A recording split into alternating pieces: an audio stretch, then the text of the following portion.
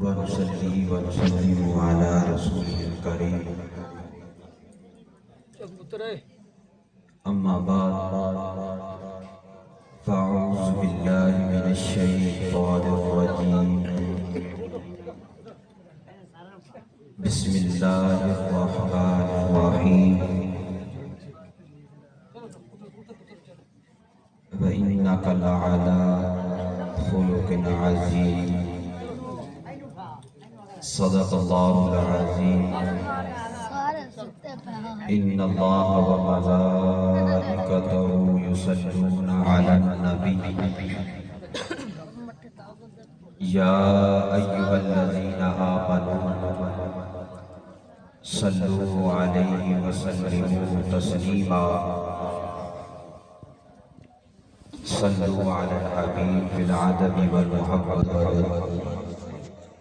حضور علیہ السلام کی بارگاہ میں تمام دوست جھک جھک کر درود و سلام کا نذرانہ پیش کریں۔ الصلاۃ والسلام علیک یا سیدی یا رسول اللہ، الصلاۃ والسلام علیک یا سیدی یا حبیب اللہ، الصلاۃ والسلام علیک یا سیدی یا رحمۃ للعالمین وعلی آلک واصحابک یا سیدی یا محمد رسول اللہ۔ اللہ تعالیٰ کی حمد و ثنا کے بعد نہایت ہی واجب الاحترام علماء کرام، شناخان مصطفیٰ، بزرگوں، دوستوں، عزیز بھائیوں، السلام علیکم ورحمۃ اللہ وبرکاتہ۔ سب سے پہلے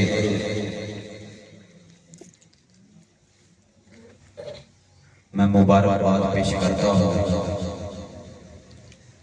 بھائی محمد ارشاد گجر صاحب اور ان کے بھائی محمد ساجد صاحب، ان کے والد محترم، جنہوں نے اپنے گھر کے اندر حضور علیہ السلام کے میلاد کی محفل کا ذکر مصطفیٰ، ذکر خدا کی محفل کا اہتمام کیا۔ اللہ رب العزت کی بارگاہ میں دعا ہے کہ باری تعالیٰ ان کا اہتمام کرنا، دوستوں کو دعوت دینا، محبت کا اظہار کرنا اپنی بارگاہ میں قبول و منظور فرمائے۔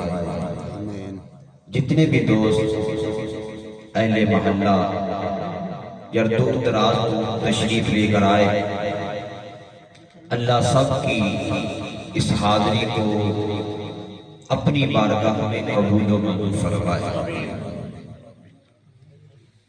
وقت مختصر ہے، چند گزارشات اور ان باتوں کو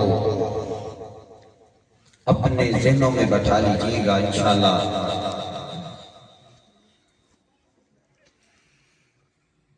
میرے قریب آقا علیہ السلام کے خلق کے حوالے سے 29ویں پارے کی میں نے ایک آیت کریمہ آپ کے سامنے تلاوت کی ہے،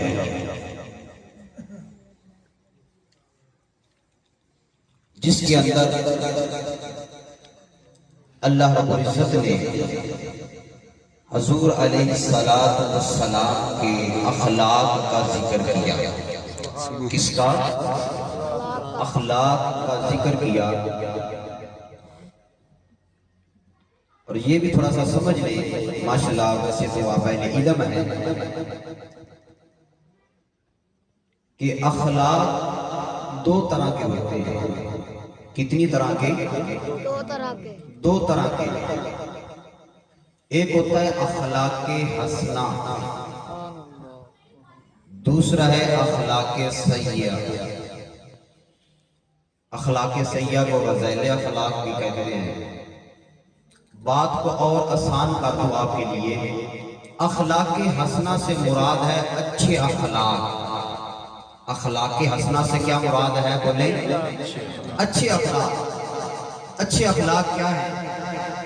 دیانت داری یعنی سچائی، عفو درگزر، لوگوں کو معاف کرنا، کسب حلال، رزق حلال کھانا، احسان، قربانی، یہ سارے اخلاق حسنہ ہیں۔ اور رذیل اخلاق یعنی کہ برے اخلاق، جھوٹ، غیبت، تکبر، حسد، یہ سارے برے اخلاق ہیں۔ اللہ رب العزت نے قرآن مجید میں ارشاد فرمایا وَإِنَّكَ لَعَلَىٰ خُلُقٍ عَظِيمٍ، اے محبوب ہم نے آپ کو اخلاق کے اعلیٰ منصب پر فیض فرمایا۔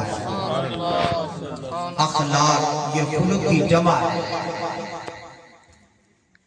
اور یاد رکھیں، خوبصورت زبان، خوبصورت دل، زبان کی نرمی، چہرے کا کھلا ہونا، اور یہ آپ کے دل کے اندر اگر یہ چیزیں ہیں، خوبصورت زبان آپ کے پاس ہے، زبان کے اندر مٹھاس ہے، چہرہ کھلا ہوا ہے، دل میں محبت ہے، پیار ہے، یہ ایمان کی اصل روح ہے۔ یہ ایمان کی اصل روح ہے۔ اور یاد رکھیں، اگر آپ کی طبیعت میں، آپ کے مزاج میں، آپ کی گفتگو میں یہ چیزیں نہیں ہیں تو خدا پھر آپ کی نمازوں کا محتاج نہیں ہے۔ خدا آپ کی نمازوں کا محتاج نہیں۔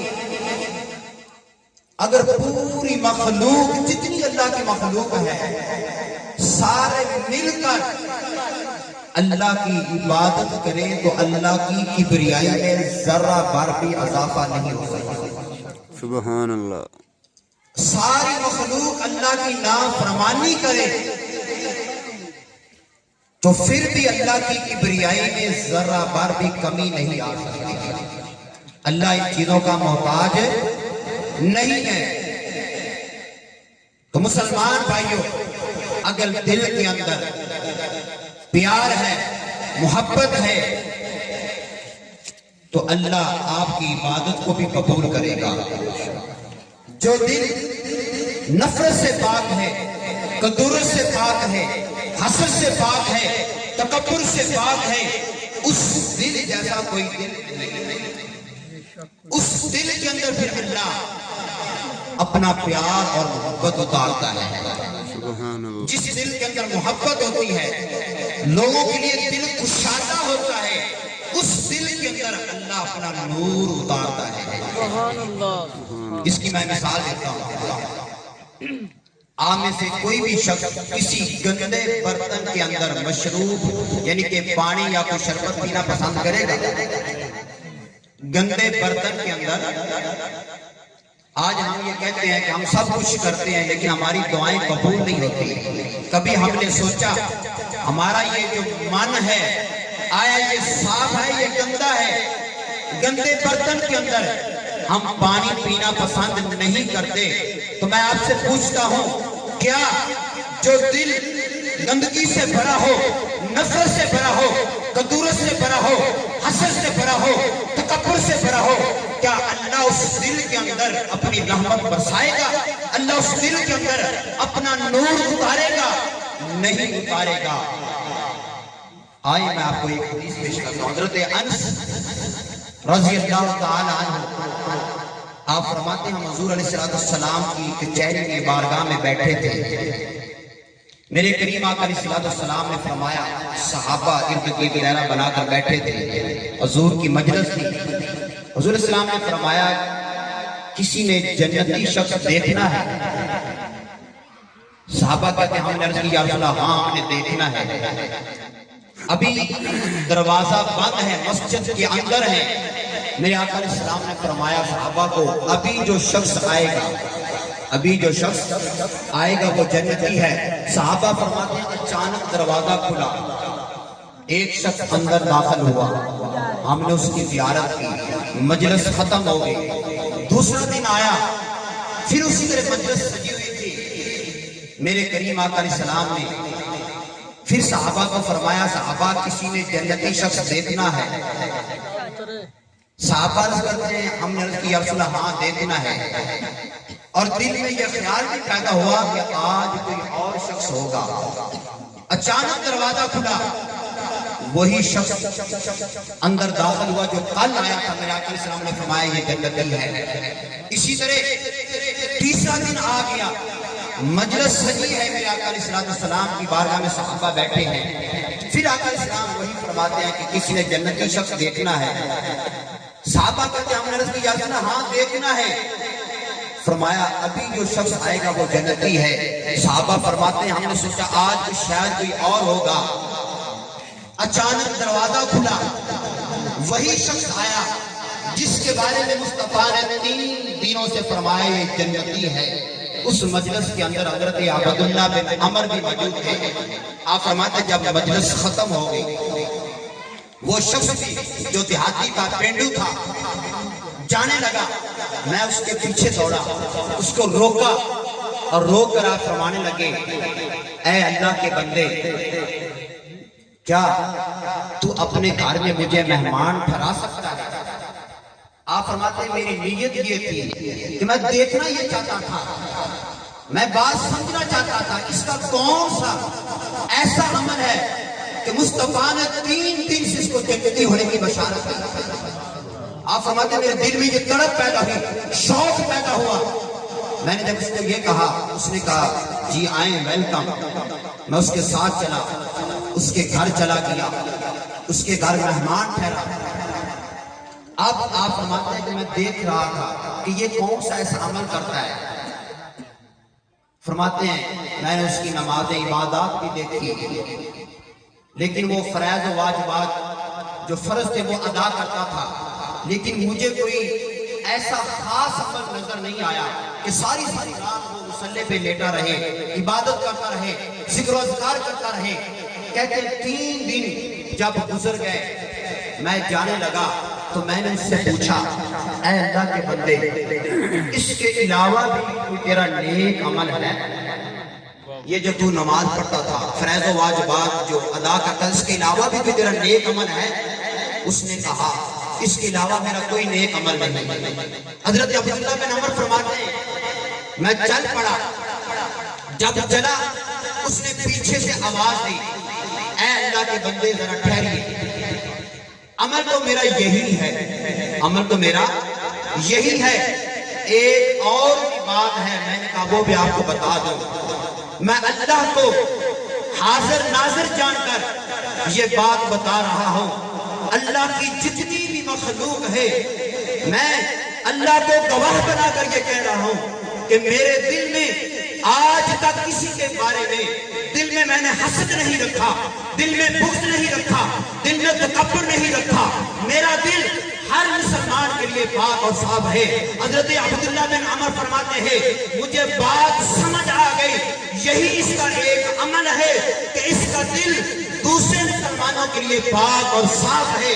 اس عمل کی وجہ سے اللہ نے اس کو جنتی مصطفیٰ نے جنتی سبحان اللہ. تو قربان جائے جس انسان کا اخلاق اچھا ہے, دل حسد سے پاک ہے, نفرت سے پاک ہے, کدورت سے پاک ہے, پھر اللہ اس دل کے اندر اپنا نور اتارتا ہے, اپنی محبت اتارتا ہے. اس لیے فرمایا انما الاعمال بالنیات, اعمال کا دار و مدار کس پر ہے؟ نیتوں پر ہے. امام قشیری رسالہ قشیری کے اندر لکھتے ہیں حضرت علی المرتضیٰ صحابہ فرماتے ہیں حضور کی محبت کا ہمارے ساتھ یہ عالم تھا, یعنی کہ یہ عالم تھا. آپ فرماتے ہیں کہ حضور کی محبت نے, حضور کے پیار نے ہمارے دلوں کو اتنا پاک اور صاف کر دیا. امام غزالی احیاء العلوم میں لکھتے ہیں حضرت عمر فرماتے ہیں کہ اگر ہمارے گھر میں فاقہ بھی ہوگا, جب دل کے اندر جب یہ من پاک اور صاف ہو جائے, اس دل میں صفائی ہو, پاکیزگی ہو, پھر فاقہ بھی اس آدمی کی سخاوت کو روک نہیں سکتا۔ جب انسان کا دل پاک اور صاف ہو جائے تو پھر بھوک بھی، فاقہ بھی اس آدمی کی سخاوت کو روک نہیں سکتی۔ حضرت عمر فرماتے ہیں اگر کسی آدمی کے گھر میں کوئی تحفہ آ جاتا، یعنی کہ صحابہ فرماتے ہیں بکری کا سر گوشت آیا، ایک صحابی کے گھر میں آیا تو اس نے کہا میری تو خیر ہے، میرے ساتھ والے بھائی کو مل جائے۔ اس نے ساتھ والے وہ گوشت چلتا چلتا اسی صحابی کے گھر میں آ جاتا ہے۔ کیوں آیا؟ کہ ان کے دل کدورت سے پاک تھے، نفرت سے پاک تھے۔ اگر گھر میں فاقہ بھی ہے دوسرے بھائی کو ترجیح دیتے تھے، دوسرے بھائی کا خیال رکھتے تھے، کیونکہ یہ مصطفیٰ کی تربیت تھی۔ حضور نے ان کی تربیت ایسی کی اور ان کے اندر محبت کو بھر دیا کہ اپنی ضرورت کے باوجود بھی ان کے دلوں میں سخاوت ختم نہیں کرتی تھی۔ تو آؤ آج کی اس میلاد پاک کی محفل کا یہی پیغام ہے، حضور علیہ السلام کے اخلاق کو اپنائیں، اپنے دلوں کے اندر محبت پیدا کریں۔ میرے کریم آقا علیہ السلام صحابہ کے جہاد سے واپس آ رہے تھے، صحابہ کو فرمانے لگے تمہارے فلاں بھائی جو میدان جہاد میں شامل نہیں ہوئے لیکن وہ اپنے بستروں پر لیٹے ہوئے ہیں، اللہ نے ان کو بھی شہادت کا رتبہ عطا کر دیا۔ صحابہ نے عرض کی یا رسول اللہ، انہوں نے اپنے قدموں پر ہتھیار نہیں اٹھائے، انہوں نے کوشش نہیں کی، محنت نہیں کی، تکلیف کو برداشت نہیں کیا۔ میرے کریم آقا علیہ السلام نے فرمایا ان کی نیت پختہ تھی، ان کے ارادے سچے تھے، وہ چاہتے تھے کہ ہم میدان جہاد میں آئیں، لیکن کسی ایسی مجبوری کی وجہ سے وہ آ نہ سکے۔ لیکن اللہ ان کی نیت کو دیکھ رہا ہے، ان کی نیت کے اندر اخلاص تھا، وہ اللہ کی رضا کے لیے جہاد پہ آنا چاہتے تھے، اللہ کا دل میں محبت تھی، پیار تھا، لیکن وہ آ نہ سکے۔ اللہ نے ان کے اس اخلاص کی وجہ سے ان کے بستروں پر ان کو شہادت کا رتبہ۔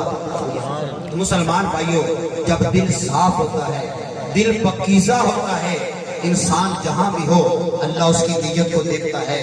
انہی 2-3 حدیثوں سے آپ کو یہ میسج دینا چاہتا ہوں کہ حضور علیہ السلام کے ایسے امتی بن جائیں، ایسا اخلاق اپنائیں کہ لوگ آپ کی مثالیں لیں۔ جب آپ دنیا سے جائیں ہر انسان کی آنکھ سے یہ آنسو بہے اور ہر زبان پر یہ ترانہ ہو، آدمی تو اچھا تھا جو آج ہمیں چھوڑ کر جا رہا ہے، آدمی تو اچھا تھا آج ہمیں چھوڑ کر جا رہا ہے۔ جب ہر زبان پر یہ نغمہ ہوگا تو خدا بھی آپ کی بخشش فرما دے گا۔ وما علیہ